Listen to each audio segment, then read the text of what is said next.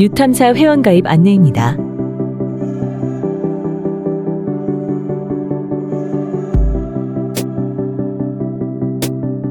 먼저 화면 오른쪽 상단의 회원가입 버튼을 클릭해주세요. 유탐사 회원가입은 자동이체, 신용카드, 가상계좌 3가지 방법이 있습니다. 첫 번째 자동이체. 유탐사의 회원이 되려면 정기를 선택해주세요. 정기는 매월 결정하신 금액을 납부합니다. 정기 납부하시기 원하는 금액을 선택하시고 성명, 휴대폰 번호, 은행을 선택하시고 계좌번호를 넣어주세요.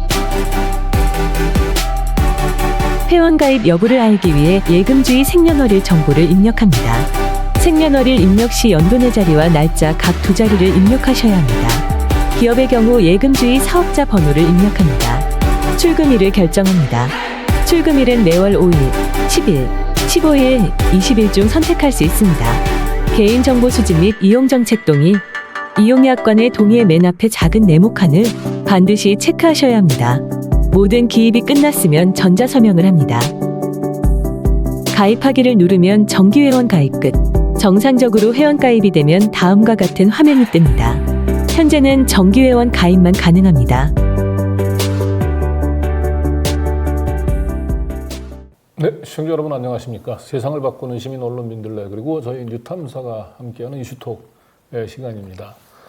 이제 뭐 총선이 50일도 채 남지 않았는데요. 각 당에서 이제 공천 작업들이 거의 이제 중반전을 향해 치러가면서 그 여러 가지 얘기들이 이제 쏟아져 나오고 있는데요.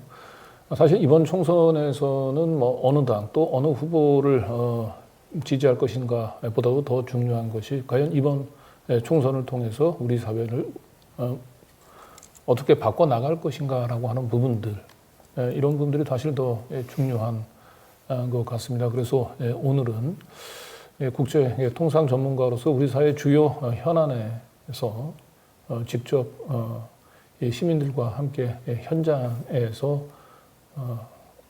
목소리를 내오신 우리 송기호 변호사님을 초대 손님으로 모셨습니다. 네, 안녕하세요. 반갑습니다. 송기호입니다. 네, 그리고 이제 저와 함께 오늘 진행을 맡아주실 분이죠. 우리 이명재 민들레 대표님도 함께 자리하셨습니다. 네, 안녕하세요. 이명재입니다. 예. 먼저 우리 송기호 변호사님, 제가 변호사라고 이제 소개를 했는데 이제는 송기호 예비 후보라고 제가 소개를 해야 될 것 같으나요? 네, 더불어민주당 송파구을 국회의원 예비 후보입니다. 그렇죠. 이번은 이제 21일 날 경선 결과가 발표가 되죠. 네. 밤에. 그리고 같이 경쟁하셨던 후보가 2명이 더 있고, 그 중에 한 명은 또 우리 민주당에서 아주 주목받는 청년 정치인 중에 한 명이죠. 네, 박지원 전 비대위 공동위원장님 그리고 홍성용 전 시의원님 두 분 포함해서 제 3사람이 경선했습니다. 네. 그래서 사실은 이제 박지원 이제 그 같이 경쟁을 했었던 후보 같은 경우는 워낙 민주당 내에서 이제 그 호불호가 워낙 그 분명한 분이라서 그리고 이번 경선이 끝나고 난 뒤에는 근데 아주 흔쾌히 경선 결과를 승복하고 함께 그 이제 송파 을 지역에서 이제 승리를 위해서 함께 하겠다라고 의지를 밝혔던 것 같아요. 네, 선전하신 우리 박지원 후보님, 또 홍성용 후보님께 수고하셨다는 말씀드리고 우리가 한 팀이 되어서 우리 시민과 또 당원이 원하는 결과 꼭 만들겠습니다. 네. 그래서 뭐 이번 총선은 우리 송기호 변호사님이 이제 선택을 받았지만 아마 이 같이 선거를 준비하는 과정에서 많은 저는 교훈을 얻었을 거다. 그리고 경험도 쌓았을 것이다. 라고 생각을 하고요. 네, 앞으로 어쨌든 이 송파 또 을 지역은 또 굉장히 이 여야 모두 굉장히 격전지 중에 하나로 이제 손꼽히는 곳이라서 아마 송기호 변호사님은 두루 언론에서 또 관심을 또 가질 것 같아요. 네, 저를 선택해 주신 우리 당원 또 시민께 무한한 책임감을 느낍니다. 이번 총선이 윤석열 정부의 무능을 바로잡고 제대로 된 경제, 또 지금 외교 통상이 굉장히 무너지고 있잖아요. 네, 그런 바로잡는 그런 총선이 되도록 꼭 잘해내겠습니다. 네. 자, 그리고 우리 이제 송기호 변호사님하고는 우리 이명재 민들레 대표가 두 분이서 서로 아는 인연이 굉장히 깊죠. 네, 대학 때 좀 인연이 있었습니다. 네, 그리고 이번에 뭐 총선 출마하기 전부터도 사실은 이제 송기호 변호사님에 대해서 우리 이명재 대표가 각별한 애정을 표시하고 있는데, 네, 송기호 이제 후보라고 얘기했잖아요. 송기호 후보 우리 이명재 대표는 어떤 점에서 이런 분은 꼭 국회에 들어가야 된다. 네. 네, 송 변호사님은 이제 농업 문제 전문가이고요. 네. 농업 문제에 한기를 걸었죠. 지금 대학 이후로. 또 그리고 이제 그 같은 이제 관심이 통상 문제로 발전돼서 또 통상 전문가로 많은 활동을 하고 계시죠. 그렇군요. 말하자면 2008년도에 이제 그 광우병 네, 그 사태 그렇죠. 때 제가 네. 경향신문에 있으면서 그때 우리 송 변호사님한테 많이 좀 자문을 구해가지고 기사를 썼던 기억도 있는데. 네, 그래서 네. 그 우리 농산물을 학교 급식에 사용하자 그것이 국제통상규범에서도 허용된다. 네, 그런 법리를 세우고 그게 가장 기억에 남은 것 같습니다. 그래서 지금은 이제 국제통상법에서도 자국산 농산물을 학교 급식에 우선적으로 사용하는 게 지금은 이제 다 통용되고 있죠. 근데 제가 잘은 모르겠는데 이제 국제 통상 이 변호사들은 대부분 이게 대형 로펌에 소속이 돼 있어가지고 사실 그렇죠. 길거리로 나와서 뭐 시민 운동 비슷하게 이렇게 목소리를 내는 그런 이 국제 통상 분야의 변호사들이 거의 없어요. 그래서 그렇죠. 네, 일종의 이제 돈벌이로서보다는 일종의 운동의 연장에서 농민들의 삶을 어떻게 개선할 것인가. 이것은 또 이제 한국이 어쨌든 통상 국가잖아요. 그래서 농업 문제와 통상 문제를 같이 이제 결합시켜서 거기서 어떤 한국에 필요한 역할을 해야 되겠다 하는 것에서 변호사가 되신 거예요. 네. 사실은 진작에 국회에 들어가서 일을 했어야 될 뿐이 아닌가 그런 생각이 드는데 그랬으면 아마 지금 민주당에서 180석을 가지고도 아무 일도 못했다 하는 이런 비판들을 들을 일이 없었지 않았을까 하는 아쉬움이 들 정도입니다. 네.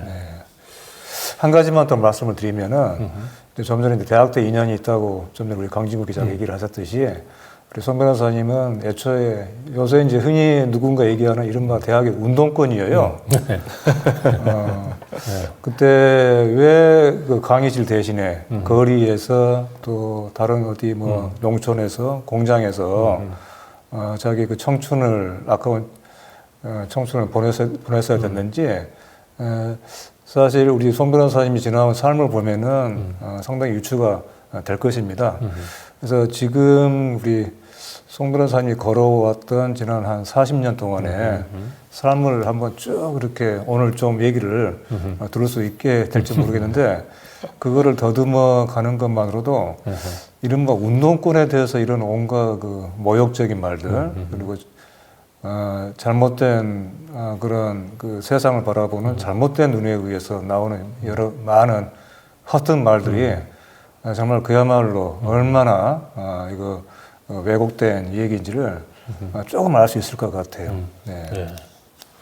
송 변호사님도 소위 얘기하는 운동권이었나요? 그럼? 지금 우리 헌법 이야기를 잠깐 하면 네. 모르겠습니다. 이제 한동훈 비대위원장이 말하는 이른바 그 운동권이라는 개념이 정확하게 정리된 네. 개념은 아니거든요. 근데 즉 정말은 남용되고 있는 건데 그러나 저는 우리 헌법 정신으로 돌아가자, 우리 국민의 상식으로 돌아가자 말씀드리고 싶은데 우리 헌법은 4.19 민주혁명 또 6월 항쟁 민주주의를 위해서 부단히 땀 흘려온 우리 국민들의 헌신 이 기초 위에 우리나라가 서 있거든요. 그렇게 본다면 우리 국민이 운동권인 거죠. 네. 그래서 집권당의 비대위원장이라면 우리 헌법이 토대를 굳건히 다지고 있는 민주주의를 위한 우리 국민들의 가열찬 노력, 그 피땀, 이것을 당연히 받아들이고 시작해야 되지 않을까? 그래서 그걸 함부로 운동권이라는 개념을 통해서 마치 우리 헌법을 모독하고 폄하하는 그러니까 지금 한동훈 비대위원장은 우리 국민을 갈라치게 하거나 누구를 이렇게 배제하고 비난하는 것 말고 어떻게 하면은 지금의 이 어려운 경제 또 우리 민주주의를 더 풍부하게 하고 회복할 것인가 좀 그런 이야기를 해줬으면 좋겠어요. 네. 근데 사실 뭐 김종인 그 전 이제 국힘당 그 비대위원장도 얘기했지만은 이번 총선에서 그 운동권 청산이라고 하는 게 어떻게 실의 정신이 될 수 있냐? 헌법을 바꾸자는 건가요? 헌법을 없애자는 건가? 네. 뭐 한동훈 비대위원장이 저는 개인적으로는 본인이 그 대학 시절에 이제 제대로 된 사회운동에 참여한 적도 없고 오로지 강의실에서 사시 공부에만 진력을 해서 출세 가도를 달려왔던 자신의 이력들을 이제 합리화하기 위해서 운동권 청산을 부르짖는 게 아닌가. 일종의 운동권, 사회운동에 이제 그 헌신했었던 그런 청년들에 대한 열등감 이런 것이 반영이 된 게 아닌가 이런 생각을 해봤는데 어제 저희 그 뉴탐사 그 권지현 기자의 취재한 바에 따르면 그 한동훈 이 비대위원장의 아버지가 아주 그 90년대 유명한 그 춘천 청주 지역의 악덕 기업이 있습니다. AMK라고. 그 거기서 어마어마한 노동 탄압을 했는데 그 AMK의 대표가 그 한동훈 위원장의 부친이었더라고요.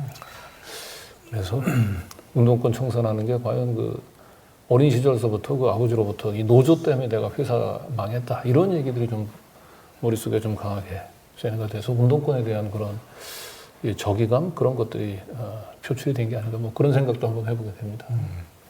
이게 세상을 좀 더 나은 방향으로 좀 더 바람직하게 바꿔보고자 하는 사람이 어떤 그 가지고 있는 어떤 그 본래의 타고난 마음이라는 게 있거든요.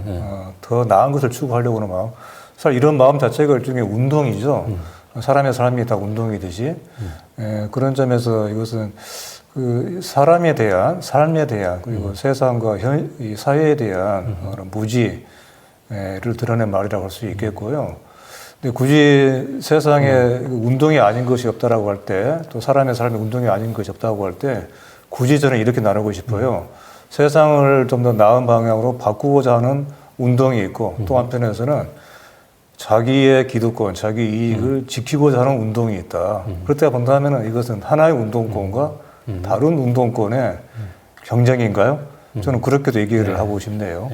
그러니까 역사를 퇴보시키는 거죠. 지금 이제 운동이라는 말이 법률에 들어간 게 아마 5.18 광주 민주화 운동, 그죠? 그거는 우리 국민의 공감대, 많은 시민들이 받아들이고 있는 우리 사회의 어떤 우리 사회가 중요한 민주주의 전진을 이루기 위한 참 고통스러운 우리 국민들이 다 기억하고 존경하고 있는데 그것조차도 부인하는 자꾸 이제 뭔가 국민을 더 통합시키고 앞으로 좋게 나아가려는 게 아니라 자꾸 국민의 일부에 대해서 내부적으로 적을 만들려고 하고 그것을 운동권이라는 용어를 통해서 그러니까 허구의 가상의 적을 만들어냄으로써 자기의 정당성을 입증하려고 하는 대단히 잘못된 길로 가고 있죠. 네. 딱 한마디만 더 할게요. 그 우리 송계 변호사님 사실 대학에 입학을 해가지고 처음에는요 책 읽는 걸 좋아하고 또 한편에서는 그야말로 운동을 좋아했어요. 어떤 운동이냐? 운동. 야구. 야구가 아니고 스포츠. 야구부에 들어가가지고 이렇게 대학 생활을 낭만적으로 보내고 싶어 했었습니다. 야구복도 실제로 맞췄습니다. 그랬는데 결국 이제 그 운동을 포기를 했죠. 다른 운동을 할 수밖에 없는 당시에 80년대에 한국 사회에 현실이 있었던 것이죠. 근데 이제 물론 이제 운동권 출신들이 이제 비판을 받는 지점이 분명히 있긴 있어요. 대학에 가졌었던 그 운동권 학생으로서의 그 순수한 정신들을 잃어버리고 마치 이제 자기가 운동권이었다라고 얘기하는 걸 하나의 훈장에 삼아서 그것을 자신의 이제 그 권력을 이제 그 뒷받침하는 이제 그런 걸로 이제 활용하고 또 그런 운동권 출신들이 하나의 뭐 패거리 문화를 또 형성을 한다든지 이런 점에서는 이제 뭐 비판 지점이 분명히 있긴 있습니다만은 그러나 이제 지금 현재 우리 사회에서 당면한 모든 문제들이 그런 운동권들에서 비롯된다고 보지는 않고 그건 개개인의 지금 문제인 것 같고요. 그렇죠. 어떻게 보면 근데 이제 지금 우리 송기호 변호사님 같은 경우는 대학 때 그 소위 얘기하는 이제 운동권 출신 변호사긴 하지만 이 변호사로 사회에 나오셔서도 계속해서 그 대학 때 가졌던 그 꿈, 그 소신, 그 가치들을 이제 포기하지 않고 지금까지 계속 그 거의 한 길을 어떻게 보면 변호사로서도 역시 사회운동의 이렇게 한 길을 걸어오셨기 때문에 이번에 그 송파 또 을에 있는 주민 당원들이 이 공직 후보로 선택을 한 게 아닌가 싶은데요. 자, 우리 먼저 그 어떤 길을 걸어봤는지 한번 좀 보기에 우리가 다 볼 수는 없으니 가장 최근에 송 변호사님이 어떤 활약을 하셨는지 하나 좀 살펴보도록 하겠습니다. 우선 그동안 통상 전문 변호사로만 알려졌었는데 이 양평 그 고속도로 게이트에서도 굉장히 아주 큰 역할을 하셨어요. 네, 그게 제가 살고 있는 송파와도 직결되어 있는 문제여서. 그렇군요. 네, 제가 송파에서 마을 변호사 활동을 오래 했거든요. 송파 학교 폭력 대책도 관련 변호사 업무도 했고요. 근데 워낙 송파에서 중요한 현안이 돼서 같이 활동을 하게 됐습니다. 네. 거의 지금 양평구부터 콩파구까지는 분노벨트다. 민들레에서도 이제 그 보도를 하기도 했었는데, 이 양평 고속도로 게이트에 이제 아무래도 관심을 갖게 된 계기는 보니까 이제 이게 이 지역구에 있는 그 송파구도 관련이 돼 있는 문제. 그렇죠. 제가 송파에서 마을 변호사 활동도 한 8년 이상, 그리고 이제 학교폭력대책위원회 변호사 활동도 했는데, 송파 지역의 여러 현안을 송파 시민사회와 같이 법률적으로 대응하는 일을 했어요. 근데 저희들이 이제 이 양평고속도로가 애초에 이름이 송파 양평고속도로예요. 송파 양평. 예, 출발점이 송파고요. 그리고 이 고속도로가 흔히 그 비용 편익 분석이라고 하는 그 예비타당성을 통과하게 된 가장 중요한 원인이 우리 송파의 많은 분들이 이용한다는 걸 전제하고 있거든요. 저도 실제로 워낙 이제 서로 바쁘게 살다 보니까 저하고 제 아내가 우리 한번 두물머리 한번 갔다 옵시다라고 하는 게 저희들 흔히 말하는 부부의 로망 중에 하나인데, 그 정도로 송파 분들이 양평 두물머리 가기를 참 좋아하는데 그동안 너무 정체가 심했거든요. 그래서 이제 이 송파 양평 고속도로, 지금은 이제 서울 양평 고속도로인데 이게 잘 개통이 될 거라고 기대했는데 이게 갑자기 이제 틀어진 거죠. 그래서 저희 송파 분들이 굉장히 분노를 많이 하고 있죠. 이 화면에 나오는 사진은 어떤 장면인가요? 이게 이제 국정조사를 우리가 요구하고 특히 지금 꼭 말씀드리고 싶은 게 김진표 국회의장님 정말 너무 잘못했어요. 그러니까 국정조사를 요구하는 우리 서울 그리고 양평 많은 분들 이렇게 열심히 외쳤는데 결국은 무산됐거든요. 국정조사가 무산됐죠. 그래서 저는 앞으로 국회의장을 뽑을 때 그냥 선수가 많다, 다선이다 이렇게 뽑지 않았으면 좋겠어요. 네. 정말로 시민과 또 당의 정체성을 위해서 앞장서서 국회 기조를 잡아갈 수 있는 사람이 국회의장이 되어야 한다고 생각합니다. 네. 정말 애석하게도 많은 시민들이 정말 똘똘 뭉쳐서 국정조사를 요구했는데 그게 김진표 국회의장 선부터 가로막혀 있습니다. 네. 뭐 김진표 국회의장은 그 국정감사를 이제 수용할 수 없었던 나름대로 무슨 이유가 있었나요? 아니요, 저는 전혀 그걸 납득할 수 없습니다. 그래서 결국은 이번 총선에 갖고 있는 또 하나의 의미는 좀 기존의 제도를 확 바꾸면 좋겠다. 이를테면은 지금 우리가 국회를 봤을 때 가령 다선이 국회의장을 하고 마치 국회의장이 되면은 뭔가 여야의 그런 걸 이렇게 떠나서 초월하고 초연한 것이 미덕인 것처럼 그러잖아요. 근데 저는 국회가 그렇게 되면 안 된다고 생각하거든요. 오히려 국회야말로 갈등을 적극적으로 안고 그 안에서 치열하게 해결해야 되는 것인데 지금 이 서울 양평도로는 이미 많은 분들이 이제는 알고 있잖아요. 그 1조 8천억이나 되는 큰 국책 사업이 갑자기 종점이 바뀌었고, 그죠? 그리고 누가 그 종점 변경을 지시했는지에 대해서 거의 이제 마지막 어떤 그 비밀의 문만 열리면 되는 상황인데 이런 심각한 국정농단이 당연히 국회에서 치열하게 토론하고 조사해야 되는 거거든요. 저는 이번 총선이 왜 그게 안 되는지, 왜 그런 잘못된 국회 구조가 있는지를 정말 바로잡는 그런 계기가 돼야 한다고 생각합니다. 예. 그 이번 이제 총선이 이제 윤석열 정권에 대한 이제 심판의 이제 의미가 있다고 하면은 이제 그 중에서 이 권력의 사유화라고 하는 이런 차원. 그렇죠. 맞습니다. 예. 네. 결국은 국회의장이라는 자리도 국민의 대표자, 우리 국민 주권자인 국민으로부터 위임받은 권력이죠. 네. 권력이죠. 네. 그 권력을 헌법 정신 또 국민의 뜻에 따라서 행사해야 되는데 아예 국정조사조차도 못하고 지금 국회가 끝나버리잖아요. 네. 예전에 뭐 우리 뭐 전두환, 노태우 뭐 군사 정권 시절 또 뭐 김영삼 정권 시절도 마찬가지지만 이런 정도의 권력을 그 사유화한 사건이 이런 게이트가 터지면은 사실상 이건 그 자체로 이건 뭐 대통령을 탄핵해야 될 그죠? 네. 네. 그럼 정권이 뭐 진짜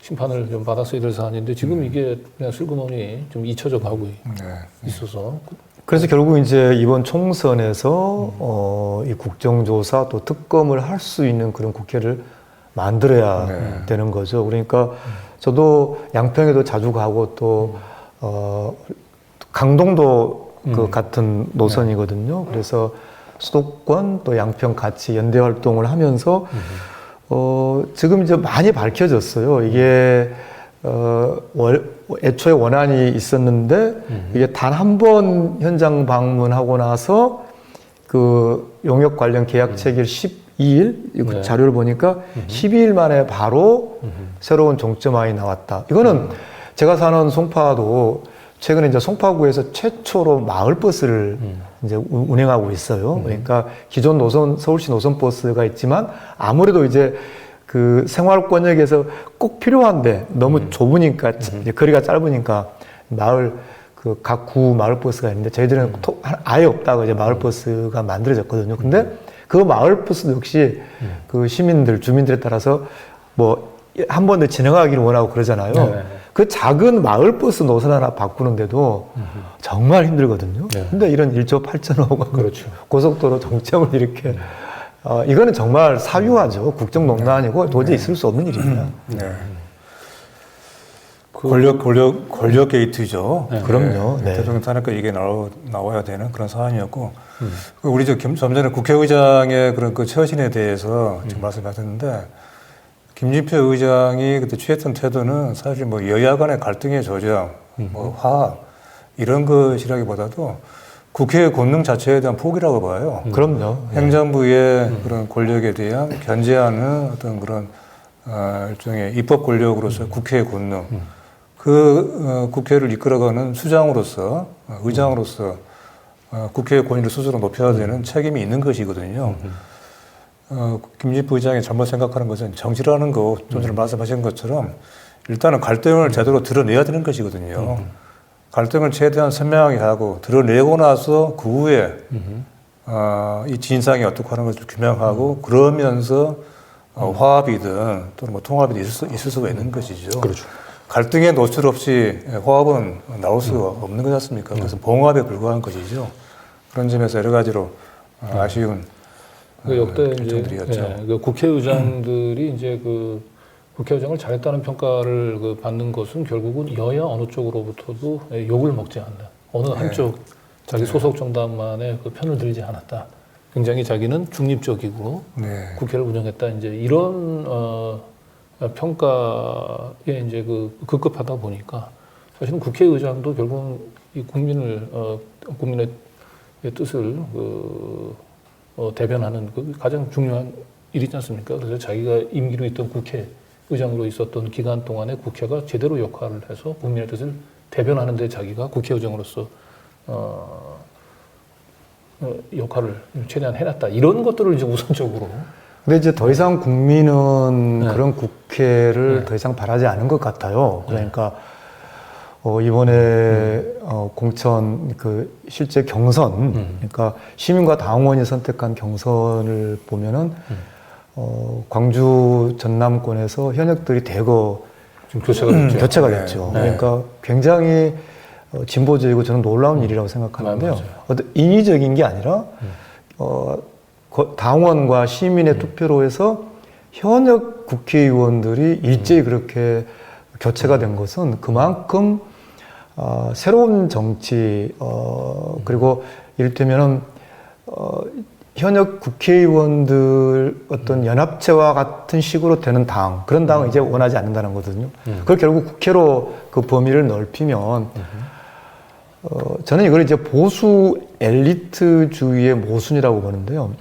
그러니까 정말 나라가 어려워서 말 그대로 성경에 나온 대로 돌들이 일어나서 소리쳐서 뭔가 새로운 지평을 열어놓으면 그 자리를 정말 그 보수 엘리트들이 딱 차지하고 마치 이제 뭐라 그럴까 어떤 겉으로 해결된 것 같은 고요한 평화, 그죠?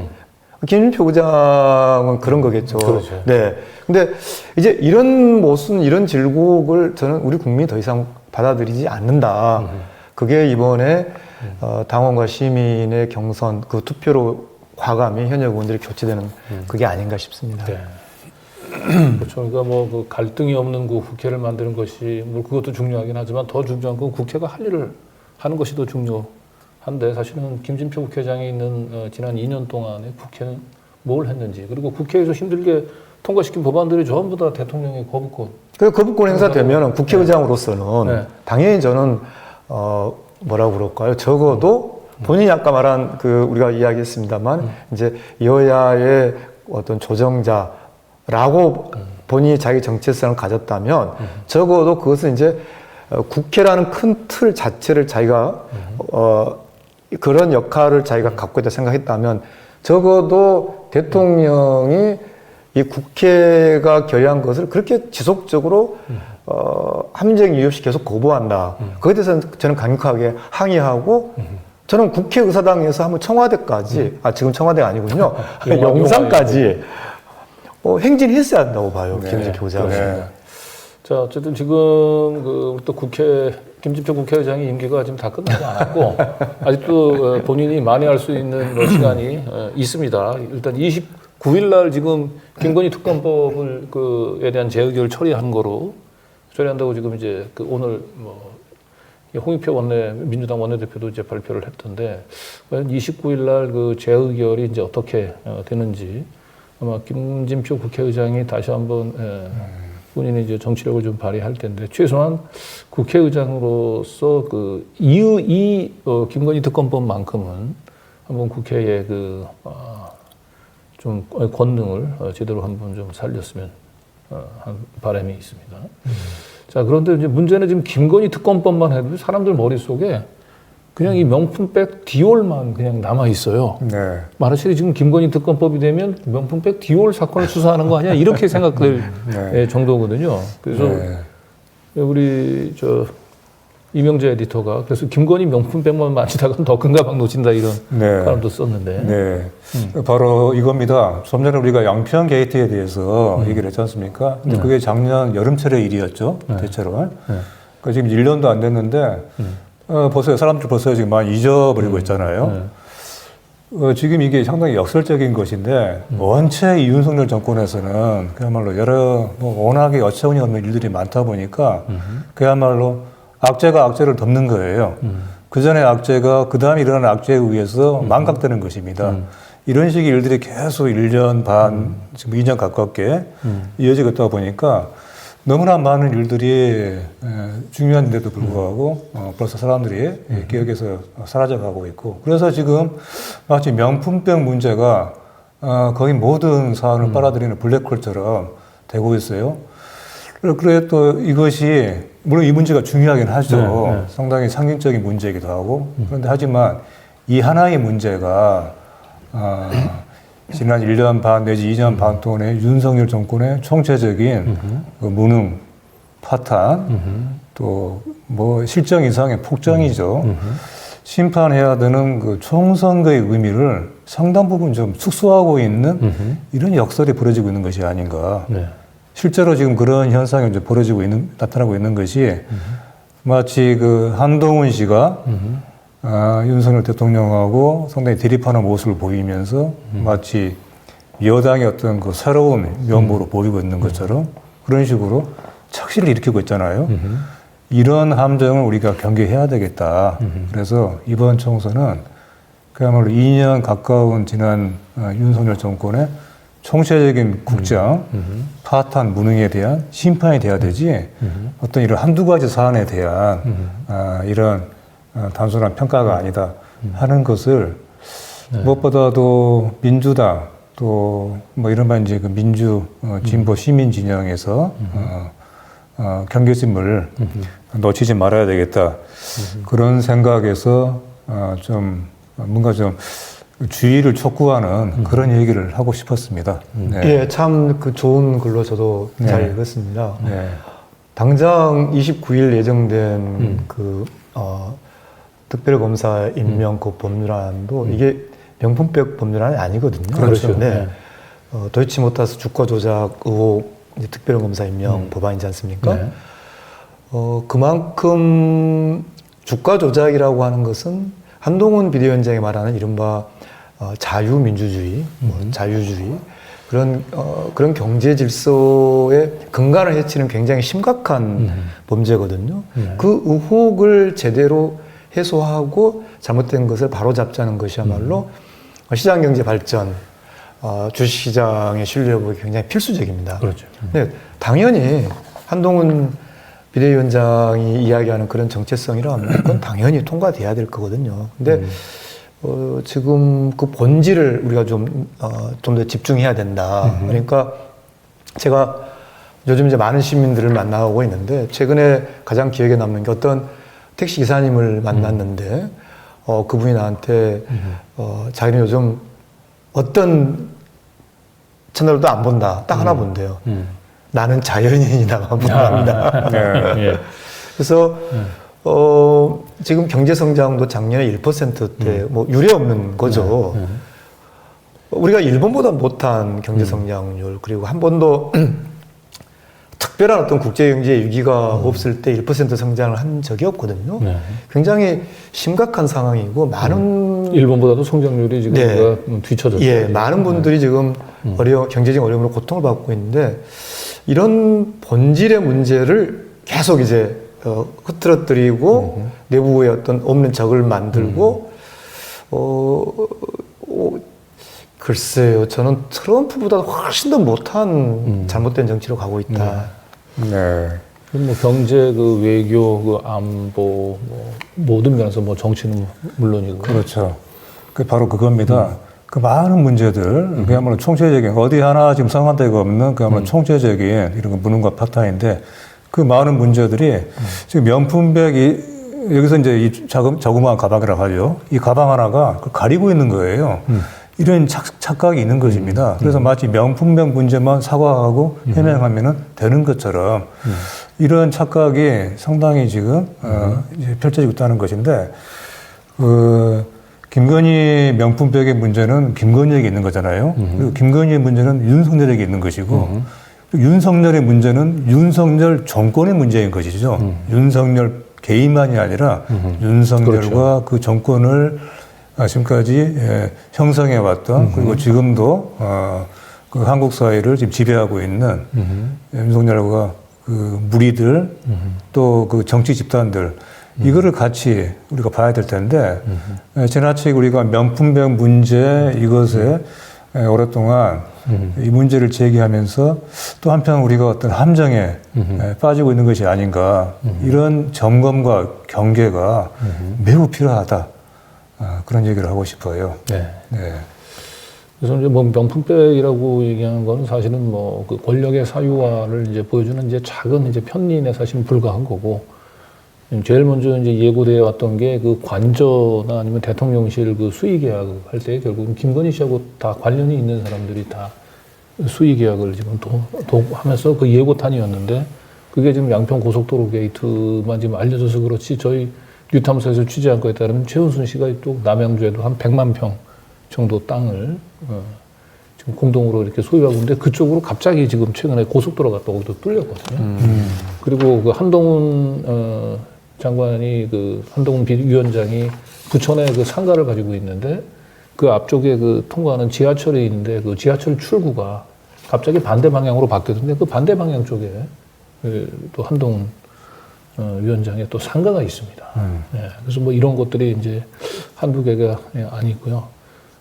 그리고 참 상식적으로 이해할 수 없는 일들이 너무 많이 일어났어요. 윤석열 정권에서는 일단 왜 갑자기 멀쩡한 그 청와대를 대통령실을 용산으로 이전을 했는지, 그리고 일본에 왜 도대체 저렇게 일본에 그 잡혀가지고 강제징용 문제에 대한 배상도 우리 정부가 대신 해준다고 하고 모든 것들을 다 일본에 퍼주게 하면서 후쿠시마 오염수 방류하는 문제, 특히 이 부분들은 거의 우리 정부인지 일본 정부인지를 분간할 수 없는 정도로 해왔는데, 결국은 또 그 위에 이런 이해할 수 없는 그 이 정책 결정 위에 지금 보면 천공이라는 이런 무당들이 또 등장을 하고 있습니다. 그러니까 제가 봤을 때는 윤석열 정권은 어떤 철학과 비전이 없다. 네. 우리가 2년 뼈저리게 겪었는데요. 다만 한 가지가 있습니다. 네. 김건희 지키기는 분명히 있어요. 예. 네. 지금 국민의힘 공천을 보면 다 초점이 맞춰져 있잖아요. 29일 날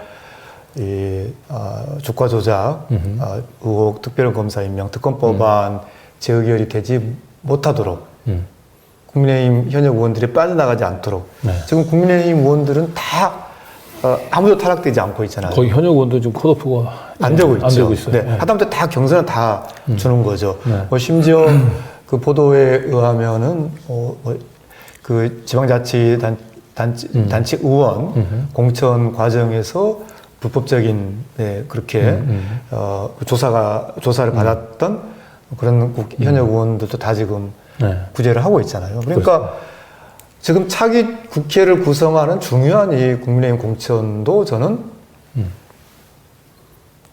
김건희 특검법안을 막아내는데 온통 초점이 두고 있는 거죠. 심지어 네. 우리가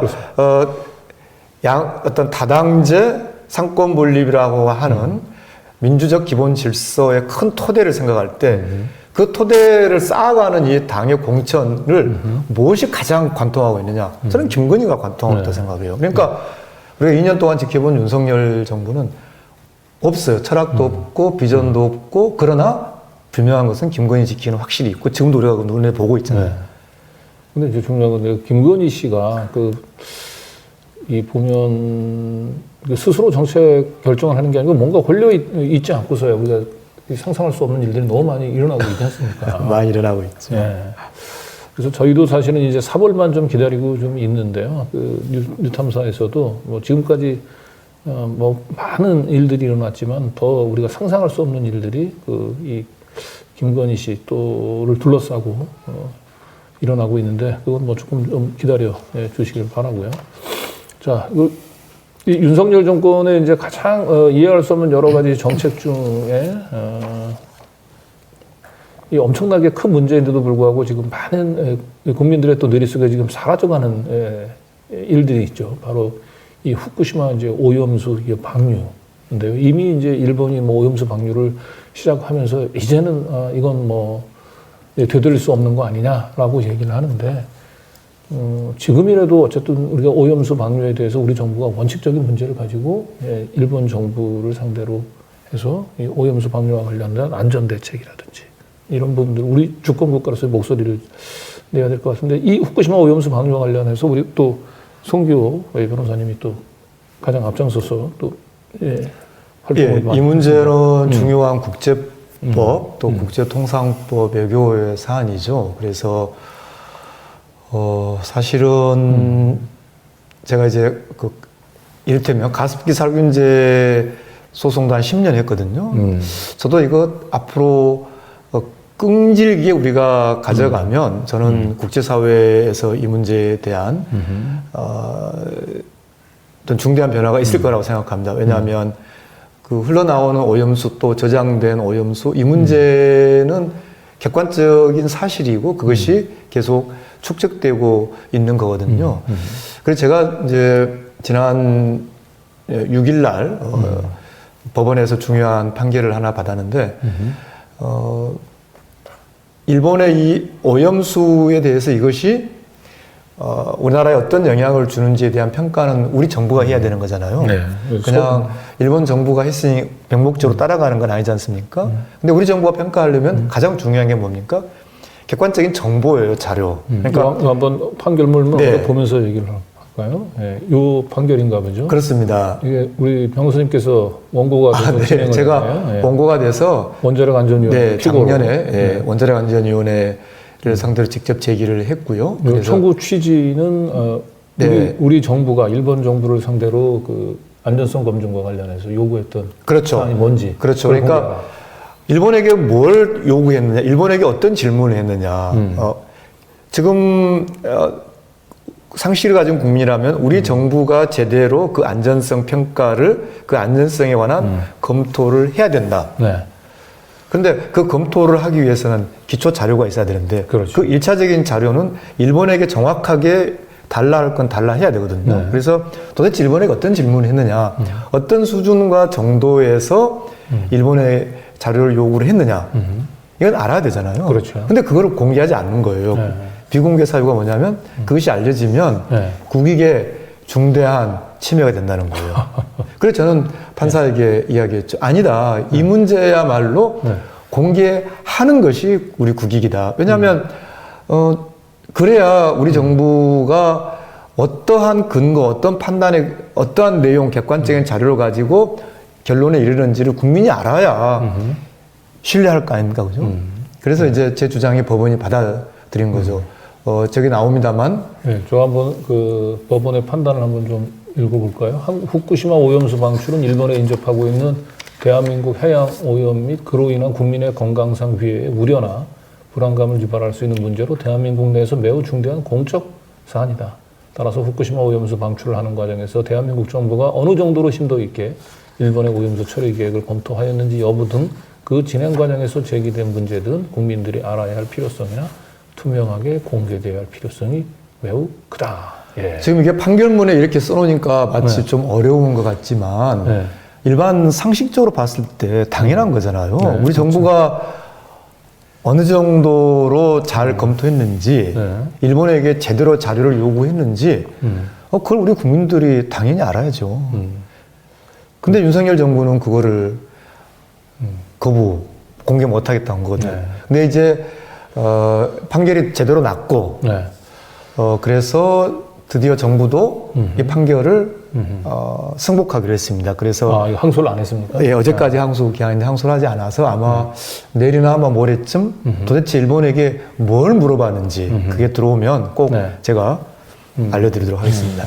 네, 어쨌든 이게 후쿠시마 오염수 방류와 관련해서 그 정부의 공개 청구, 우리 정부가 일본 정부 상대로 뭘 요구를 했는지 부분들을 공개하라고 이렇게 법원에서 이 판결이 내려진 건 상당히 매우 이 보도 가치가 높은 사안인데 왜 이게 저도 사실은 잘 몰랐어요. 네, 저도 오늘에 알게 됐네요. 네. 뒤늦게라도 민들레에서 상세하게 좀 전해야겠습니다.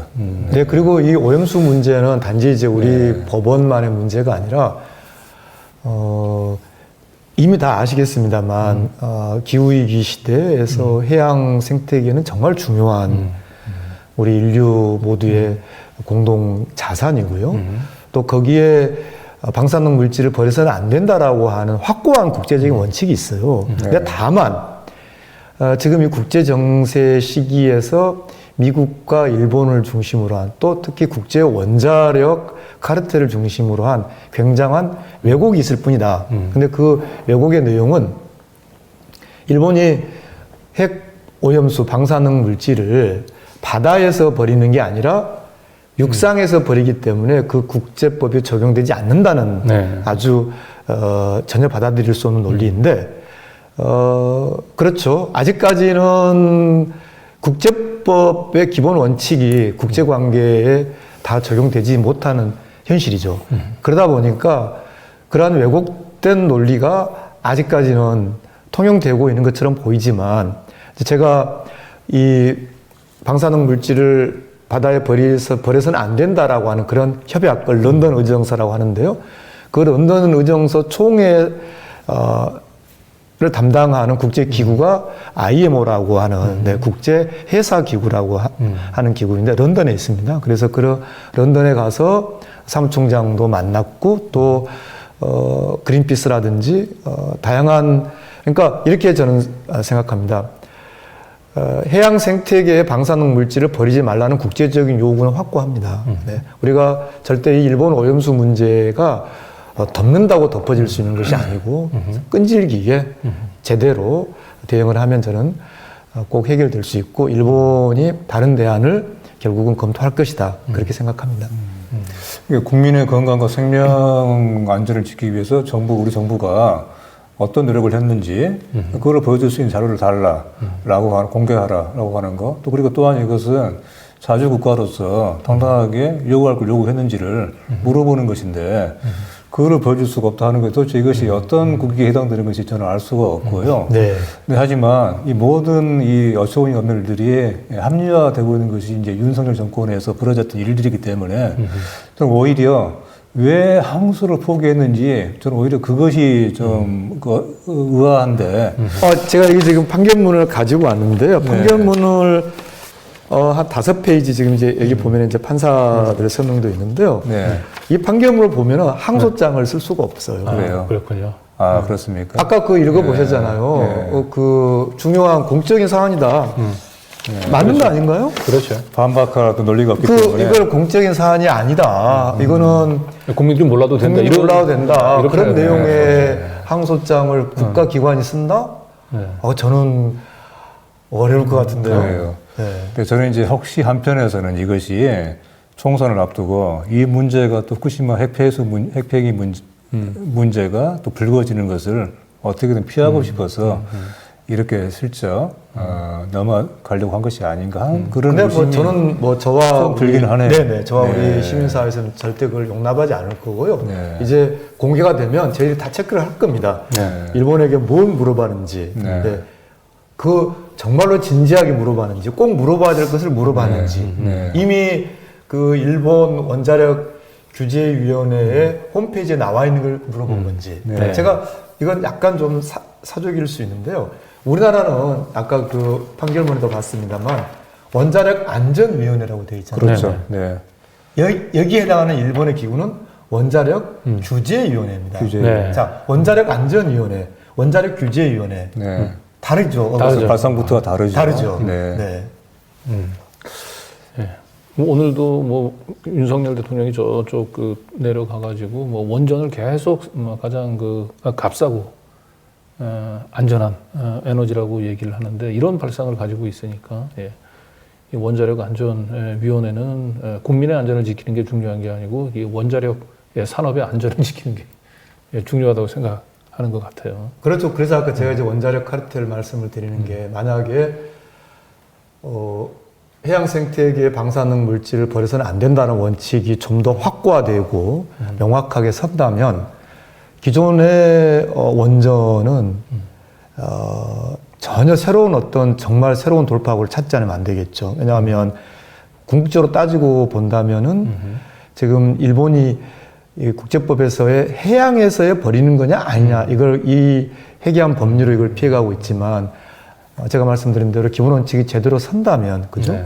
이제는 육상에서 버리는 문제도 정말로 네. 심각하게 따져봐야 되거든요. 그러면은 원자력 산업이 과연 말씀하신 대로 정말로 그렇게 값싸고 쉬운 그런 에너지 원인이냐 하는 것에 대한 근본적인 의문이 생기는 것이죠. 네.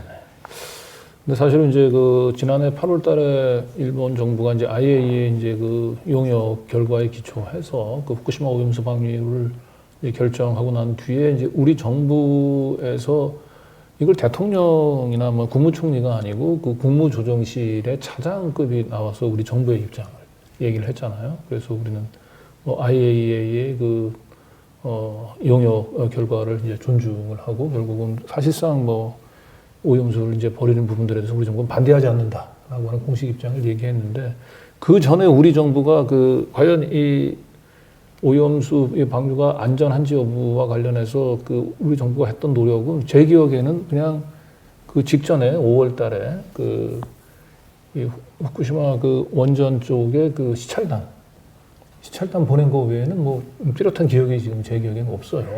근데 이제 그 당시에 우리 이제 송기호 변호사님께서 민들레 칼럼에서 이제 방사선을 시찰하는 초능력이다. 그런 글을 얘기를 썼죠. 했었어요. 네, 한번 글을 보낸 적이 있습니다. 네.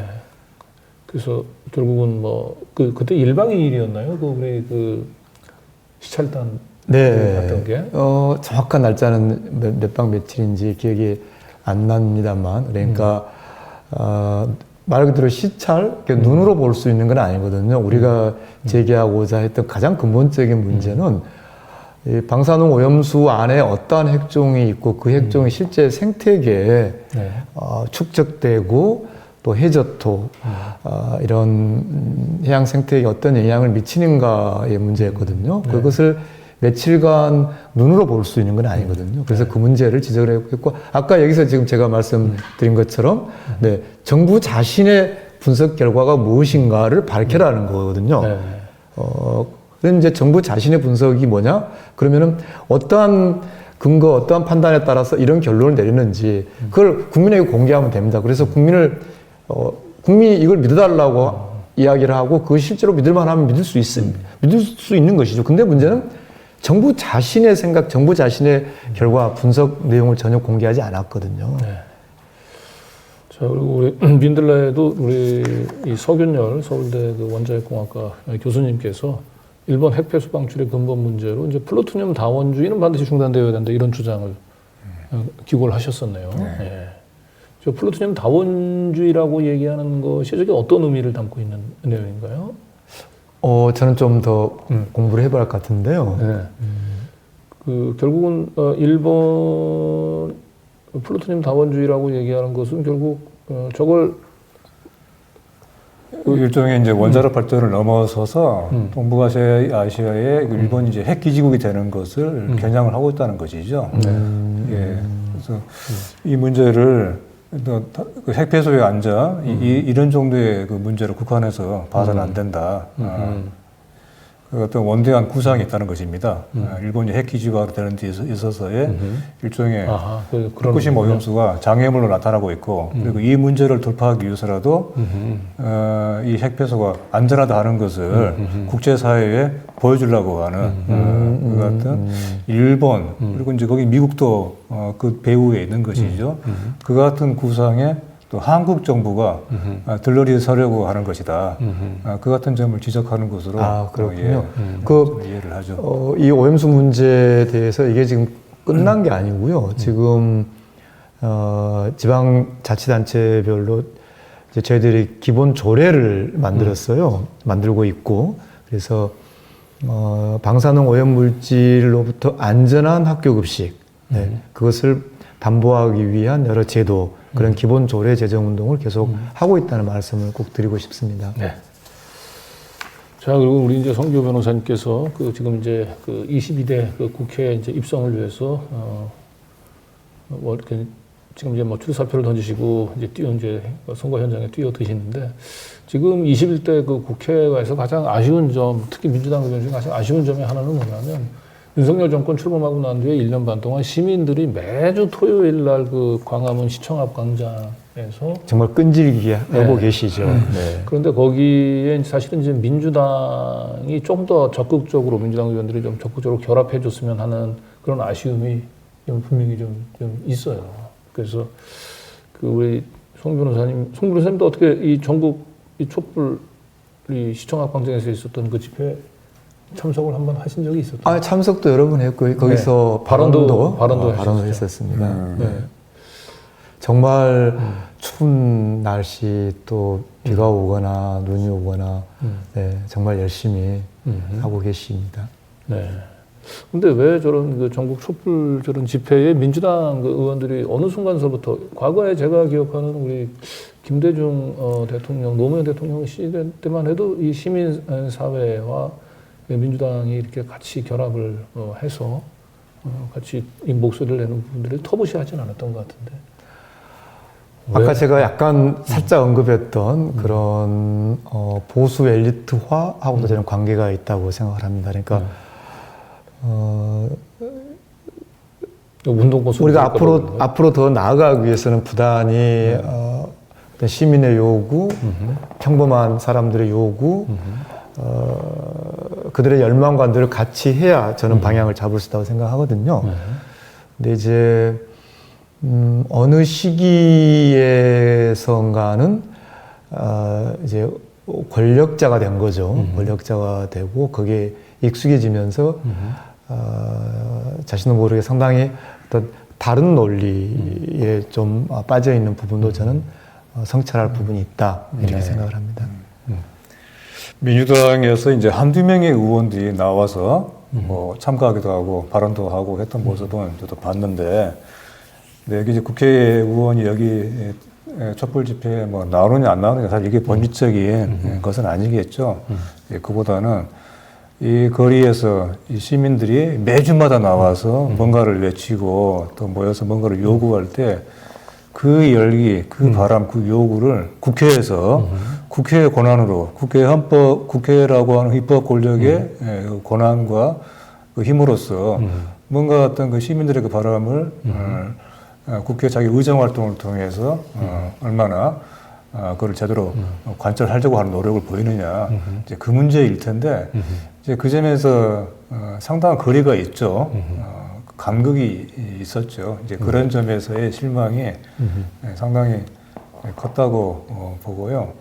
아마 이제 그런 점도 이제 22대 국회에 진출하게 되는 많은 이런 개혁적이고 시민과 함께하는 후보들이 국회에 많이 이제 앞으로 동원을 하게 되면은 이런 광장과 국회 간의 거리에는 더욱더 좁혀지게 되지 않을까, 또 그래야 되고 그렇게 그렇습니다. 제가 많은 시민들을 만나면서 이번 총선의 의미는, 그리고 민주당이 바라는, 더불어민주당이 바라는 것은 단결해서 제대로 싸워달라는 거거든요. 그렇죠. 자, 아까 이제 김진표 의장 그 이야기로 다시 돌아가면은요, 만약에요, 이 서울 양평 고속도로 이 국정농단 게이트에 대해서, 국민이 원하는 대로 국정조사가 이루어졌다. 그죠? 그러면은 저는 분명히 중대한 어떤 위법이 나왔을 것이라고 저는 생각합니다. 그러면 그것은 탄핵 사유가 되는 거죠. 그러니까 많은 사람들이 이제 이렇게 접근하는 사람들이 있어요. 거리의 시민들이 이야기하는 그런 어떤 수준, 그것만 가지고는 뭔가 변화를 만들 수 없다. 그것 가지고는 탄핵 사유가 안 된다. 이렇게 말하는데, 바로 시민들의 촛불 집회에서 이야기했던 것은 뭐냐면, 어떻게 그분들이 모든 걸 완벽하게 다 차려서 하겠어요? 그건 아니죠. 평범한, 우리가 정말로 그 촛불 집회 나온 분들 한 분 한 분들, 저도 우리 송파에서 어떤 분들이 가는지 다 알고 어떤 분들이 가시는지 저도 나름대로 알고 있는데요. 한 분 한 분 다 평범한, 네, 정말 눈에 띄지 않은 평범한 분들이에요. 그분들에게 당신들이 완벽하게 모든 걸 다 일정 수준 이상을 해라고 요구할 수 없거든요. 바로 그분들이 왜 그런 요구를 하고 그분들의 가슴속에 담고 있는 것이 무엇인지를 제대로 알았다면, 그러니까 단결해서 싸우는 민주당이 됐다면, 저는 반드시 국정조사를 김진표 의장이 아무리 그렇게 한다 하더라도, 근데 문제는 정말로 국회법의 문제가 김진표 의장이 안 하니까 못 하더라고요, 법이. 근데 문제는 그런 법도 누가 만들었습니까? 그 법을 누가 방치했나요? 민주당이 방치한 거 아닙니까? 그러니까 그렇죠. 단결해서 싸워내는 민주당이 되었다면 저는 이미 그런 법들을 바꿨을 것이고, 국민이 원하는 그런 국정조사 자체는 지극히 평화적이고 합법적인 거잖아요. 네. 그걸 통해서 틀림없이 저는 제 개인적인 판단입니다만 위법사유가 나왔을 것이다. 바로 촛불 집회에 나온 평범한 눈에 띄지 않는 시민들이 원하는 게 그거 아닙니까? 국회의원 너희들이 그런 프로세스를 가지고 너희들이 잘할 테니까 뭔가 제대로 찾아내라 이거잖아요. 네. 그래서 저는 단결해서 싸울 수 있는 그런 국회를, 그런 민주당을, 물론 국회가 항상 싸우는 건 아니겠죠. 네. 그러나 제가 말한 싸운다는 것은 뭐 의사당에서 멱살 잡고 그런 게 아니고요. 말씀하신 대로 국민이 원하는 것이 무엇인지, 어떤 변화를 바라는 것인지, 그 갈등을 우리가 어떻게 국회가 떠안아서 풀어나갈 것인지, 그걸 놓고 치열하게 제대로 싸워야 된다. 꼭 그 말씀 드리고 싶습니다. 이제 저는 이제 누누이 얘기하지만, 이제 그 민주당이 이제 그 벗어나야 될 프레임이 이 착한 민주당 그 프레임에서 벗어나야 된다. 민주당원들이나 시민들이 민주당에 바라는 건 착한 민주당, 도덕적으로 굉장히 그 순결한 민주당보다 강한 민주당을 원하는 거지 않습니까? 강한 민주당. 강한 민주당. 예, 그런 차원에서 우리 유시민 작가가 우리 민들레 민주당은 더 나아져야 한다라고 하는 칼럼을 썼는데 많은 시민분들이 공감을 했던 것 같아요. 네. 네. 유시민 작가가 이제 민주당에 대한 애정 어린 비판을 한 거지 않습니까? 네, 민주당은 더 네. 나아져야 한다. 네. 이런. 네. 그런 칼럼을 쓰셨군요. 네. 이제 한번 이주에- 슬라이드 띄워봐 주세요. 네. 네. 네. 더 나은 내일을 기대한다라고 돼 있죠. 네. 그러니까 지금 이제 현재 오늘에 대해서 많이 아쉬운 점이 있다 하는 것이 이제 전제가 되어 있는 것이죠. 네. 뭐 간단히 말하면 180석을 가지고도 일을 어떻든 간에 제대로 하지 않았다는 거 아니냐 하는 지적을 겸허하게 받아들여야 된다. 그래서 네. 더 뚜렷한 집단적 의지를 지니고 더 강력하게 실천하는 정당, 더 유능한 서민과 중산층의 정당이 되기를 기대한다. 이런 요구이자 바람을 하고 있죠.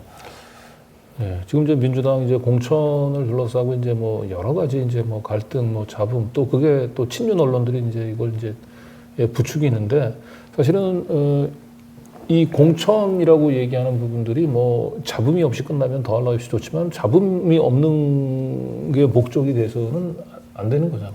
그렇죠. 공천이란 것은 네. 우리 민주주의 기본 질서의 중요한 한 축인 입법부를 이제 형성해 가는 과정이거든요. 왜냐하면 우리 일반 유권자들이 공천된 사람을 놓고 뽑는 거기 때문에 굉장히 중요한 절차이고 그것이 어떤 시대 정신에 맞게 가야 되느냐. 그런 점에서 아까 제가 한 번 더 강조했습니다만 이번에 광주 전남권에서 시민과 당원의 투표에 의해서 현역이 교체된 건 굉장히 큰 의미가 있다. 그 네. 말씀드렸고요. 저는 저도 직접 이제 21일 날 경선을 했습니다만 당헌 당규에 따라서 저는 공천이 진행되고 있다. 또 그렇게 생각하고 있습니다.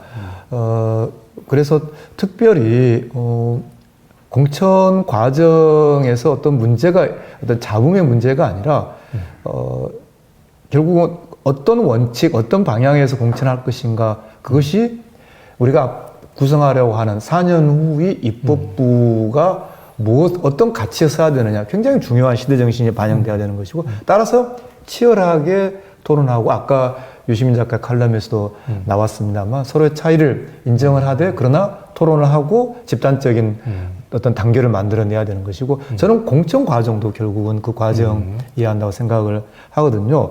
그래서 마치 더불어민주당 공천은 뭐 굉장히 문제가 있는 것처럼 그렇게 프레임을 씌우고 하는 것 저는 그건 잘못이다. 심지어 저에 대해서도 이게 제가 이제 당대표 이제 법률 특보를 하고 있는데 특보분들 중에 이른바 국민의힘 현역 의원과 싸우겠다라고 나선 건 제 한 명이거든요. 네. 그리고 더욱이 그렇게 현역 국민의힘 의원이 있는 지역에서도 세 사람 경선을 하잖아요. 네네. 이건 당은 당규에 따라서 하고 있기 때문에 그렇거든요. 당대표 특보인데도 불구하고 험지, 현역 의원이나 험지로 보냈고. 아니, 저는 특보에도 불구하고 자체도 저는 문제가 있다고 생각해요. 네, 그런 네, 표현을 제가 하려는 게 아니고요. 네. 당연히 당은 당규에 따라서 경선하고 이런 과정이 있는데 이런 절차는 전혀 보여주지 않고 심지어 저도 이제 그 제 공천과 관련된 헤드라인만 잠깐 보니까 마치 당대표하고 친해서 공천이 된 것처럼 이게 말이 되나요? 경선을 3인 경선이 더구나 국민의힘 현역 의원 지역구에 도전하겠다는 입장으로 그것도 경선을 해서 공천이 된 물론 또 하나 중요한 말씀 꼭 드리고 싶은 게 경선에서 이겼을 뿐이지 아직 공천은 되지 않았어요. 왜냐하면 당헌 당규상 또 검증을 거쳐야 최고위원회에서 통과를 합니다. 네. 그러니까 최고위원회에서 결정하는 것 자체가 이미 어떤 어느 개인의 공천이 아니거든요. 저희들은 그런 당헌 당규에 따라서 공천을 하고 있는 것이고 다만 이후에 구성할 우리 입법부의 가치, 방향이 어떻게 되느냐에 따라서 견해 차이가 있을 수 있는 것이고요. 그걸 놓고 서로 토론을 하고 있고 갈등도 있을 수 있는 것이죠. 네. 오히려 저는 이것이 더 건강하다고 생각을 합니다. 아까 말씀드린 대로 오로지 김건희 지키기라는 하나의 목적만을 가지고 문제 많은 현역 의원들을 그대로 다 그렇죠. 물고기에 가둬두는 과연 그런 것이 민주주의인가요? 그렇습니다. 그러니까 이제 그 문재인 정부 때 총리를 이제 지냈던 정세균, 김부겸 이 당의 원로분들도 마치 지금 이제 민주당의 이제 공천 과정에서 이제 갈등 부분들에 대해서 좀 지나치게 뭐 뻔히 워낙 그 정치권에서 이제 수십 년간 몸을 담으셨던 분들이기 때문에 뭐 공천 과정에서 이런 정도의 뭐 갈등 뭐 소리가 불거지는 거는 늘상 있었던 것인데 마치 이재명 그 대표 체제 하에서 특정한 그 계파를 공천을 뭐 공천 학살이나 표현 입에 올리기도 좀 말이 안 되는 말이 이야기죠. 네. 근데 이런 계파 뭐 안배라든지 뭐 이런 부분들이 공천의 목적이 돼서는 안 되잖아요. 그래서 현역 의원들 한 명도 컷오프 시키지 않고 다 끌어안고 간다고 얘기한다면 니들한테 지금 180석을 몰아줬는데 도대체 한 게 제대로 없는데 그러면 이걸 그 현역들 그대로 다 끌어안고 가면서 무슨 염치로 무슨 명분으로 또 표를 달라고 할 거냐. 그죠? 이런 질문에 부딪히지 않을까요? 그렇죠. 제가 이제 짧은 기간이지만 한 국회의원 선거구에 지역위원장을 했고 또 그래도 일테면 후쿠시마 오염수 또 검찰 독재 탄압 대책 관련하면서 많은 현역 의원들도 뵀었는데 우리 당에요. 제가 무려 3번째 말씀드립니다만 네. 한 지역구의 현역 의원이 당원과 시민투표로 교체된다는 것은 굉장히 어려운 일입니다. 네. 아무리 그 신인에 대한 가점이 있다 하더라도요. 그 신인이 얻는 가점이라는 게 마치 그냥 예를 들어 100점 기준으로 하면 절대 점수로 20점을 주고 간다라고 오해하시는데 그게 아니고요. 본인이 얻는 점수에 20%를 더하는 거거든요. 예를 들어서 본인이 20점을 얻었다 그러면은 20% 더하면은 그냥 24점밖에 안 되는 거거든요. 그렇기 때문에 저는 이번 과정을 보면서 변화를 요구하는 강력한 시민과 당원의 열망이 있다 그렇게 봅니다. 지금 이제 국힘당으로 입당하셨던 우리 이상민 의원이라고 있어요. 이제 이분이 그 국회에 들어온 초선들한테 늘 하는 얘기 중에 하나가 다음에 재선 배지를 달고 싶을 경우에는 잠잠 삼선이라고 하는 얘기를 한다는 거예요. 너무 국회에서 두드러지는 얘기를 해서 어떤 특정한 세력이나 언론에 타깃이 되지 말고 잠잠 조용히 국회에 있은 듯 없은 듯 저는 그분 그렇게 내부적으로 비판을 할 거였다면 그죠? 내부에 남아서 더 뭐라고 말씀드리고 싶지 않네요. 예. 자, 그래서 그 민주당은 더 나아져야 하고 더 나아지기 위해서는 불가피하게 그 공천 과정에서 물갈이가 필요합니다. 저는 개인적으로 지금 민주당 20%가 지금 이제 물갈이 대상으로 거론이 되는데 저는 제 개인적인 느낌, 대부분의 많은 뭐 당원이나 시민들한테 최소한 절반 이상은 물갈이 돼야 된다 이런 생각을 하죠. 네. 근데 저는 그건 좀 생각이 달라요. 어떤 퍼센트나 절반보다는 밑에서 시민과 당원의 의사가 잘 표출되고 그 뜻에 의해서 공천이 되도록 하는 그런 과정이 저는 중요하다. 그래서 예를 들어서 그렇게 했는데 물갈이가 많이 되면은 많이 되는 거고요. 또 적게 되면 적게 되는 거고요.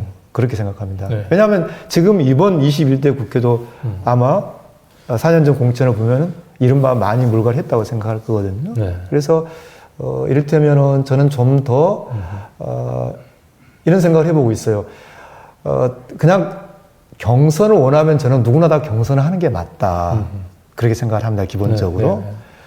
가령 이제 사전에 적합도 조사 같은 걸 해서 뭐 적합도 조사 차이가 너무 많이 나니까 그냥 뭐 예를 들어서 3명, 4명이 신청했는데 차이가 많이 나는 사람들은 빼고 앞에 사람들만 넣어주고 뭐 이런 경우도 있어요. 근데 이제 가령 순조로운 경선 절차가 힘들 정도로 너무 후보가 많다. 예를 들어서 이게 기계음으로 오는 전화기로 듣잖아요. 투표를. 근데 막 4명, 5명 되면 끝까지 듣기 어렵잖아요. 그러니까 그런 기술적인 부분이 아닌 경우에는 저는 가능하면 많이 원하는 사람들은 기본적으로 경선을 다 시켜주는 게 맞다. 네. 이를테면 이런 방향으로 바꾼다든지 해서 밑에서부터 시민과 당원의 의사가 좀 더 제대로 더 직접적으로 반영되는 공천 절차. 저는 그것이 더 중요하다고 말씀드리고 싶습니다. 뭐 다른 사람들은 몰라도 직접 경선을 거쳐서 지금 이제 당의 이제 후보로 일단 지금 경선에서 승리를 하셨기 때문에 할 수 있는 얘기라고. 예. 저는 깜짝 놀랐어요. 마치 어떤 이렇게 가까워서 공천 막 이런 분위기로 그런 분위기의 기사가 많이 뜨더라고요. 그래서 이 프레임, 이 틀, 그러니까 우리 당이 민주당이 더불어민주당이 하는 것들은 더불어민주당이 하는 공천은 무엇이든지 다 잘못된 것으로 잡아가려고 하는 이 틀은 우리가 꼭 깨야 된다고 생각합니다. 네. 언론의 문제가 지속되지 않을 수가 없네요. 네. 네, 맞습니다. 자, 이렇게 이제 우리가 오늘 준비했던 이제 송기호 변호사님의 이제 지난 이제 궤적을 이제 가장 최근에 그 전에 2008년도 광우병 시루꽃을 더 많겠지만 맥주를 한번 살펴봤고, 그리고 22대 그 국회가 더 나은 국회, 그리고 민주당이 더 나은 민주당이 되기 위해서는 어떠한 변화들이 필요로 한지를 좀 얘기를 해본 것 같습니다. 그런데 지금 저는 교회를 나가지 않습니다. 지금이 그 사순절 기간인 모양이에요. 네, 사순절 기간이죠. 네. 근데 우리 김군수 해방신앙연구소장님께서 이번 총선을 지금 얼마 남지 않은 50일째 남지 않은 이 시점에 굉장히 의미 있는 칼럼을 주셨네요. 예수님께서 고난을 받았던 이 사순절을 어떤 마음으로 우리가 기념을 해야 되는지. 기독교에서 중요한 시기죠. 부활절 앞두고 40일간 그래서 사순절인데, 이럴 때 이제 많이 나오는 얘기가 이제 흔히 네타시오를 많이 그런 이제 회개와 기도를 하지 않습니까? 김문수 소장님께서 제목이 나오는 것처럼 내 잘못, 이제 그걸 라틴어로 미아 쿨베랑 쿨파인가요? 그렇게 얘기를 하죠. 내 잘못을 스스로 회개하고 하는 것도 중요하지만 세상의 이 구조적인 악을 더 성찰하자. 그것은 이제 사순절은 이제 결국 무엇보다도 예수의 고난과 죽음을 생각하는 그런 시기거든요. 근데 그 예수의 고난과 죽음이 어디에서 왔는가, 그것의 원인과 배경이 무엇이었는가, 그것을 한번 또 생각을 해야 한다는 얘기입니다. 그 예수가 그 당시에 왜 그 같은 박해 핍박을 받으면서 결국은 십자가에 처해졌는가, 이제 그것을 제대로 보려고 할 때 내 탓을 넘어서는 그 사회의 어떤 그 거대한 구조적인 악, 그것이 보인다는 것이죠. 그래서 단순히 이제 예수님께서 그 핍박, 고난을 받은 것뿐만 아니고 우리는 왜 예수님께서 그 고난을 받았는지, 결국은 그 당시에 지금 얘기했던 세상의 악에 대해서 저항을 했던 것이 결국 고난의 원인이었고, 우리가 기억해야 될 것은 고난을 받았다는 사실 그것뿐만 아니고 예수님께서 저항을 통해서 세상을 바꾸려고 했었던 그 뜻을 이제 우리가 기억하잖아요. 그래서 사순절은 곧 저항절이다. 이제 이런 얘기인데요. 저항절. 이제 어쨌든 이제 총선을 앞두고 이 사순절이 있다고 하는 것이 물론 이제 올해만 그런 것은 아니지만은 사순절의 끝은 이제 부활절하고 부활절이죠. 그래서 이 사순절과 부활절로 이어지는 총선 시기가 이제 거의 이제 이 사순절이 끝나가는 시기하고 맞물립니다. 그렇죠. 바로 이제 그런 점에서 총선이 가지고 있는 어떤 한국 사회의 어떤 새로운 갱생과 부활의 의미가 또 특히 이제 어느 때보다도 이번 총선에 부여되고 있는 거지 않습니까? 그런 점에서 참 많은 걸 시사하는 우리 김문수 소장님의 말씀이어서 한번 소개를 하고 싶었습니다.